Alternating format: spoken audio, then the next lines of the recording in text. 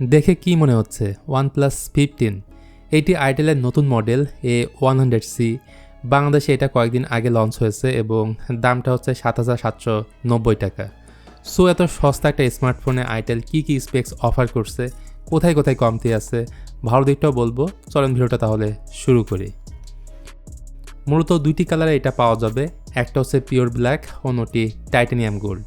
Normally কম দামি ফোনের design তেমন একটা ভালো হয় না, বাট এই ফোনের ক্যামেরা মডিউল অনেকটা OnePlus 15-এর একটা ভাইব দেয়।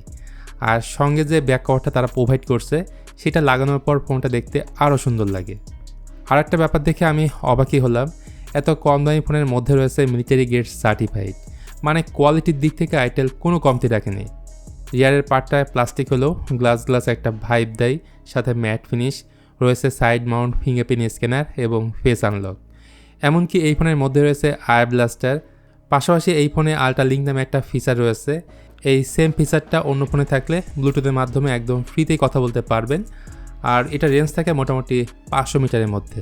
ওজনটাও বেশ হালকা পাতলা এবং থিকনেসের দিক থেকে 8.5 মিলিমিটার।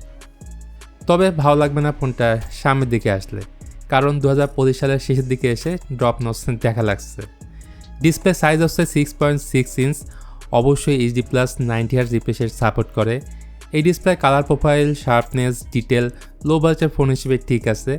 সিন বেজেল এগুলো নিয়ে কথা না বলাই ভালো। অন্যদিকে এই ডিসপ্লে পিক ব্রাইটনেস 400 নিটস, 90% হচ্ছে স্ক্রিন টু বডি রেশিও এবং ওয়াটার ড্রপ নসের মধ্যে থাকছে ডাইনামিক বার।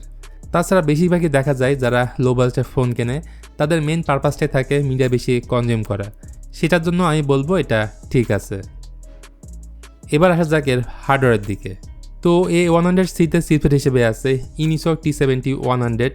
এটা বেশ ক্যাপাবল একটা 12 ন্যানোমিটারের চিপসেট, যেখানে ডে টু ডে যাবতীয় সব কাজ হ্যান্ডেল করতে পারবেন।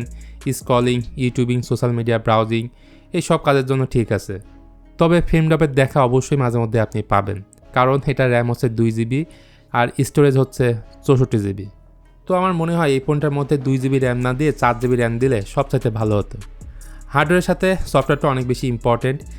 এতে itel OS 15 on top of Android 15 গরিশনে এই ফোনটা রান করছে। আননেসারি বেশ কিছু অ্যাপ্লিকেশন পাবেন যেগুলো চাইলে আপনি ধরে ডিলিট করতে পারবেন, সেই সুবিধাও আপনারা এই ফোনটার মধ্যে পাচ্ছেন। রিয়ারে দেখে মনে হতে পারে দুইটি ক্যামেরা, বাট এখানে একটাই হচ্ছে ক্যামেরা, সেটা হচ্ছে 8 মেগাপিক্সেল, আর ফ্রন্টে আছে 5 মেগাপিক্সেলের সেলফি ক্যামেরা।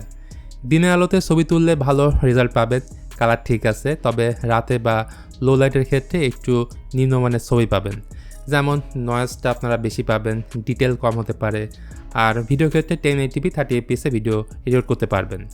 তাছাড়া এই ফোনে রয়েছে 5000 mAh একটা ব্যাটারি, যা এই বাজেটের ফোন হিসেবে ঠিক আছে। ফোনের বক্সে পাবেন 10 ওয়াটের চার্জার। তো ওভারঅল সব কিছু মিলে এই ফোনটা আমার কাছে খুব একটা খারাপ লাগেনি, কারণ এই ফোনটার বক্সে আপনারা পাচ্ছেন একটা সুন্দর ব্যাক কভার। এই ফোনটা দেখতে কিন্তু অনেক স্টাইলিশ, ডিসপ্লেটা অনেক বড়।